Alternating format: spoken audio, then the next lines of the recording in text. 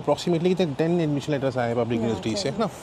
और 10 admission letter आने के बाद में ऑलमोस्ट हमने जहाँ पे भी अप्लाई किया था वहाँ से मैक्सिमम सभी जगह से आ गया था कि अगर आप लोग भी TU म्यूनिख वगैरह में प्लान कर रहे हो अप्लाई करने का बैचलर्स या मास्टर्स के कोर्स में, तो क्या क्या की फैक्टर्स है जो आपको ध्यान रखने चाहिए, प्लस जो इनका कोर्स है उसके बारे में हम डिस्कस करेंगे कि कैसे इनके एडमिशन जो बाकी जगह पे भी आए और TU म्यूनिख में कैसे इनको एडमिशन मिला। Hi everyone, Anshul here from RK Roe education, और आज मैं म्यूनिख में हूँ एंड अभी मैं स्वाति के साथ में हूँ। स्वाति TU म्यूनिख से मास्टर्स का कोर्स कर रही है बायोमेडिकल इंजीनियरिंग का एंड मेडिकल फिजिक्स का। कोई ऐसा लग रहा होगा कि शायद आपने पहले भी स्वाति को देखा होगा, बट स्वाति की ट्विन सिस्टर हैं अपर्णा, जो कि TU डामस्टेड में पढ़ रही हैं। तो हम अपर्णा से ही मिले थे, हमने उनके साथ में भी काफ़ी चीज़ें डिस्कस की TU डामस्टेड के लिए, एंड स्वाति के साथ में हूँ म्यूनिख में। चीज़ में बताई थी आप लोगों को कि स्वाति का हमने एप्लीकेशन प्रोसेस किया था मास्टर्स के लिए जर्मनी में। तो इनका जो बैकग्राउंड है फिजिक्स का बैकग्राउंड है, प्लस केमिस्ट्री भी कुछ सब्जेक्ट्स इन्होंने बैचलर्स एंड मास्टर्स में किए हुए ऑलरेडी। इनको आपको अप्रॉक्सीमेटली कितने 10 एडमिशन लेटर्स आए पब्लिक यूनिवर्सिटी से, है ना। और 10 एडमिशन लेटर आने के बाद में ऑलमोस्ट हमने जहाँ पे भी अप्लाई किया था वहाँ से मैक्सिमम सभी जगह से आ गया था। सिर्फ 2 या 3 जगह से रिजेक्शन आए थे हमारे पास में समर 24 के इंटेक में। स्वाति, जैसे मेरे को एक चीज़ आपसे भी पूछनी है, एक मैं इंट्रोडक्शन लेने के बाद मैं आपसे डिस्कस करूँगा कि स्वाति जो है और अपना दोनों ही पंजाब से हैं, और पंजाब से कैसे उन्होंने कांटेक्ट किया एंड देन किस तरीके से ये हमने अप्रोच किया और क्या क्या पॉइंट्स थे जो हमने डिस्कस किए थे।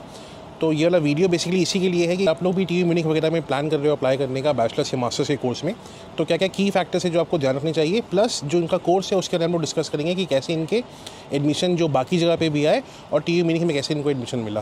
तो स्वाति, प्लीज़ एक बार अपना इंट्रोडक्शन दे दो आप। Hi, my name is Swati, and I'm studying in TM Garching, and I'm doing a course of biomedical engineering and medical physics masters. And I basically got the contact of Anshu sir from one of my friends. He has priorly he has consulted him for his visa process. But he suggested me because he actually helped him a lot, and he was getting all the visa rejections from everywhere. So that's why. And this course is basically I accepted this course just because it's actually on the verge of something I was doing in my prior master's course, which was in physics, because I have done my bachelor's and my master's both in physics from India only, from Punjab. And this course is really essential for me because from this I would be actually going and stepping into something in an applicative point of view in physics. Research वगैरह में भी ज़्यादा आना चाहते हैं? Yeah, it's highly a research-oriented course because it's basically on the verge of physics, chemistry, engineering, and the medicine. Right. And I like this course from TM just because it's also collaborated with the famous research institute that is Max Planck, with which I can get the opportunity to work in one of the with one of the researchers from there. And also I have most of my classes in Clinica Mirage de Resart. That's the TM main hospital, okay, which actually treats the cancer patients, and it's also very famous for transplantation and all those stuff. Right. Even though the admission has happened in TU Munich, but the campus is not at Munich itself. Right? Now this is something that you also need to understand. Most of the courses that has been offered by TU Munich, her campus is in Garching.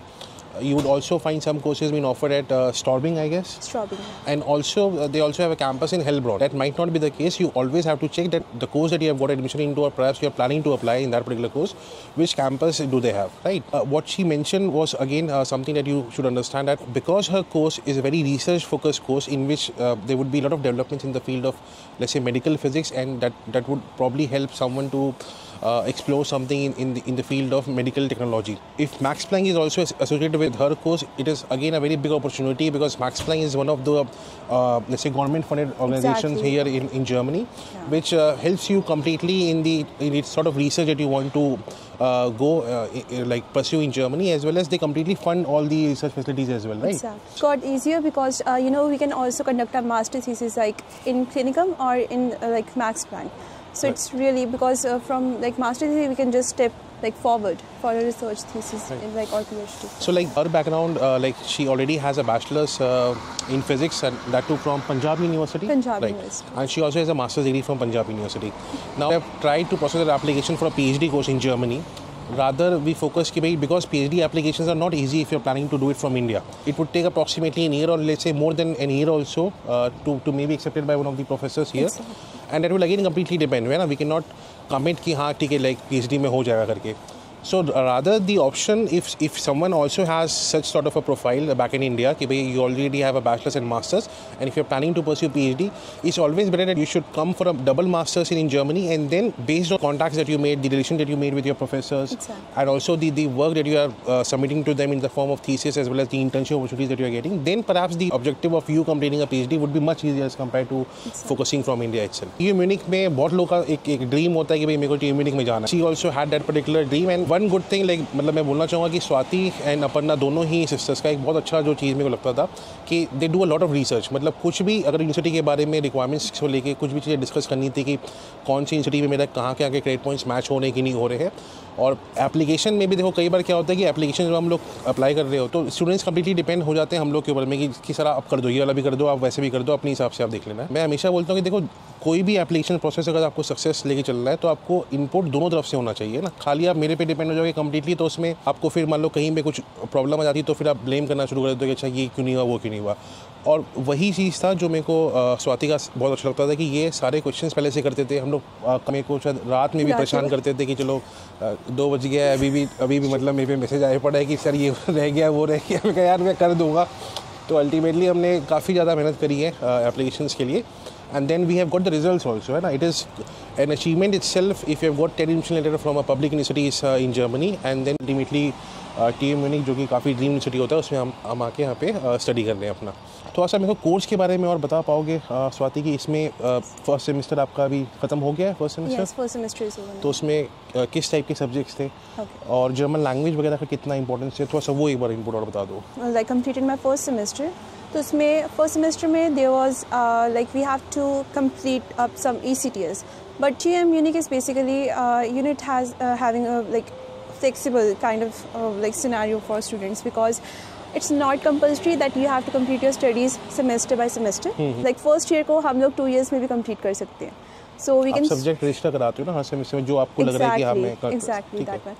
तो मैंने first semester में like I took like few of the mandatory courses like biomedical 1, physics 1 and biomedical physics 2, biostats and biomedical engineering, and like there were few elective courses also, the methods and the fundamentals and biosciences. And मेरा जो course है basically वो 2 main objective areas में जाता है, एक imaging and एक biosenses. So it's not compulsory you have to go like completely in a single one.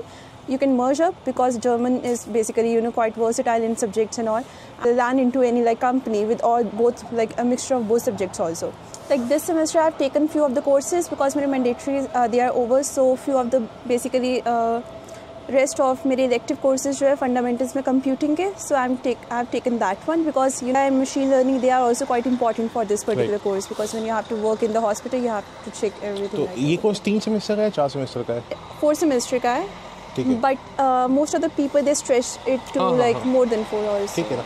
See that is again completely depends कि जैसे अगर आप लोग को 4 सेमेस्टर का मास्टर्स यहाँ पे मिल रहा होता है, अब हर सेमेस्टर में आपके पास ऑप्शन आता है कि जो मैंडेटरी सब्जेक्ट है वो तो आपको मान लो सेमेस्टर में करने के लिए बोला ही जाता है और आपको रजिस्टर करना पड़ता है अपने आप को कि हाँ मैं ये वाला सेमेस्टर में इस सब्जेक्ट्स को मैं एग्जाम इसमें अपेयर करूँगी. जो आपको लगता है कि आप इसमें नहीं देना चाहते वो आप उसको बाद में आगे के सेमेस्टर्स में भी कैरी ऑन कर सकते हो, राइट. इमेजिंग वाले जो कोर्सेज होते हैं बेसिकली है ना, वो अगर आप जर्मनी में सिर्फ मेडिकल इमेजिंग के कोर्सेज अगर आप सर्च करना चाहोगे पब्लिक यूनिवर्सिटीज़ में, वो आपको एक्जैक्टली कोर्स नहीं मिलता है यहाँ पे ना. और इसकी डिमांड ना इंडिया में काफ़ी ज़्यादा है क्योंकि इंडिया में आज के टाइम में जो हॉस्पिटल्स वगैरह है उसमें जो जितनी भी मशीनरी वगैरह आती है जिसमें स्कैनिंग की मशीनरीज वगैरह आ जाती है, सिटी स्कैन वगैरह की आती हैं, इसके जो एक्सपर्ट्स होते हैं वो एक्सपर्ट्स की पढ़ाई वहाँ इंडिया में भी आपको मिलने में दिक्कतें आती है.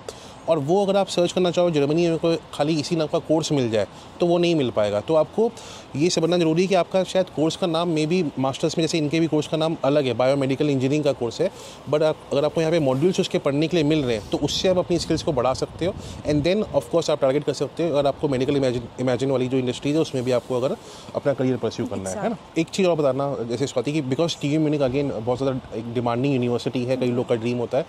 आपके जो बैचलर्स एंड मास्टर्स में CGPA कितने थे? मेरी बैचलर्स की GPA थी लाइक 9.1 समथिंग एंड मेरी मास्टर्स की GPA that drop because of covid and it was 7 around. That's why it's one of the main reason also I want to pursue my masters again because I was not satisfied with my studies. होता क्या कि जब आप Germany में masters के लिए apply करते हो ना तो वो आपने अगर इंडिया से मास्टर्स कर भी रखे हो ना बट वो आपका बैचलर्स का ही परफॉर्मेंस पहले चेक करते हैं. That was again a benefit for her as well और for other applicants as well कि बैचलर्स में आपके 9 CGPA थे जिससे जो हमारा जर्मन ग्रेड जब आप उसको इवैल्यूएट करोगे तो 1.3 के आसपास में आया.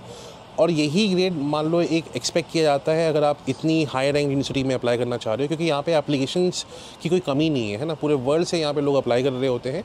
और आपको अगर उसमें स्टैंड अपार्ट करना है तो आपका एकेडमिक प्रोफाइल प्लस आपकी जो रिसर्च वगैरह भी आपने काफ़ी सारी चीज़ें वहाँ पे इंडिया में किए हुए थे, वो सारी चीज़ें देखी जाती है एडमिशन को लेकर। इंटर्नशिप्स वगैरह भी आपने इसमें किया होता है। There is one even like benefit of your bachelor studies कि आप यहाँ पे आके स्कॉलरशिप्स भी अप्लाई कर सकते हो।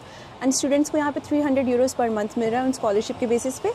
आई थॉट इनिशियली कि वो मास्टर्स स्टडीज़ के बेसिस पे मुझे मिलेगा, but no, like people are doing masters but उनको बैचलर्स के बेसिस पे इजीली मिल रहा है। तो आपने भी किया है स्कॉलरशिप के लिए अप्लाई? मुझे ऐसा लग रहा था मेरी मास्टर स्टडीज़ के बेसिस पे मुझे मिलेगा, but I was wrong at that point. तो नेक्स्ट सेमेस्टर में करूँगी। एंड वो मोस्टली जो 300 यूरो वाला आप स्कॉलरशिप बता रहे हो उसका मेरे को BA कुछ करके उसका नाम होता है एक बड़ा सा। एग्जैक्टली, हाँ, तो मेरे को भी एग्जैक्ट नाम याद नहीं है, बट वो मिल जाता है। तो वो क्योंकि उसमें जो आपको रेम्युनरेशन मिल रहे होते हैं वो कम ही होता है, बट आप स्कॉलरशिप के तौर पे आप डार्ट वगैरह पे या मैक्स प्लैंक, जैसे इन्होंने बताया, मैक्स प्लैंक भी बहुत सारी अपॉर्चुनिटीज़ देता है। अगर आपका प्रोफाइल और आपका एक मोटिवेशन उनको क्लियर हो जाता है कि हाँ आप काफ़ी ज़्यादा यहाँ पे उनको जर्मनी में आप ओवरऑल जिस फील्ड में आप आए हो उसमें आप इनको ग्रो करने में हेल्प कर रहे होते हैं, तो आपको स्कॉलरशिप मिल जाती है। आपको प्रेजेंट बहुत अच्छे तरीके से उसमें करना होता है अपने। इवन ये वीज़ा एक्सटेंशन में बहुत यूजफुल होता है बिकॉज उसमें एक डॉक्यूमेंट हमें सबमिट करना होता है। If someone is not having like a block account completely, so वो ये डॉक्यूमेंट सबमिट करके उनको एक बेनिफिट मिल जाता है वीज़ा एक्सटेंशन में। देखो जैसे अब इंडिया से जो हमें वीज़ा मिलता है बेसिकली वो 1 साल का मिलता है ना, उसके बाद आपको यहाँ पे फिर से जब आप ऑस्ट्रेलिया ब्यूरो में जाते हो कि भाई मेरा वीज़ा एक्सटेंड कर दो, तो पूछते हैं कि आपके पास आगे आपका जब वीज़ा एक्सटेंड करेंगे तो आपके पास फंड्स कितने हैं। वहाँ पे आप दिखा दो कि अच्छा मेरी तो भाई स्कॉलरशिप में मेरे को इतने फंड्स मिलने वाले हैं ना, प्रूफ है, तो आपसे कुछ अलग से यहाँ पे पैसे नहीं मांगे जाएंगे, आपका वीज़ा एक्सटेंड कर दिया जाएगा उस बेसिस पे। से it was really a pleasure to meet Swati at TU Munich and see her do such wonderful things, and काफ़ी अच्छा लगा मिलने के बाद में। पूरा वीडियो का मतलब एक तरह से यही था कि जैसे आप लोग भी अगर प्लान करते हो then of course anything is possible. आप अच्छे से 3 सिटीज़ में टारगेट कर सकते हो जर्मनी में भी, बट आपको ध्यान देना है कि भाई एकेडमिक प्रोफाइल आपका स्ट्रॉन्ग रहे, क्योंकि तभी आपको जो पॉपुलर यूनिवर्सिटीज़ उसमें एडमिशन मिल पाता है। और जितना इंडिया से भी आप रिसर्च वगैरह में इंटर्नशिप वगैरह देते हो वो सारी चीज़ें यहाँ पे इवेल्यूएट की जाती है एडमिशन के पर्सपेक्टिव से। तो thank you Swati for your time. And अगर आप लोग को भी बैचलर्स या मास्टर्स किसी में भी अगर क्वेरी है, कुछ आप पूछना चाह रहे हो कि कैसे एडमिशन में हम लोग को जर्मनी में हमें एडमिशन मिल सकता है, आपको कोई भी क्वेरी हो आप कॉल करो या ईमेल करो, कमेंट्स में भी आप मेंशन कर सकते हो पूरी डिटेल क्वेरी के साथ में। Will be happy to assist you. So thank you for watching our video.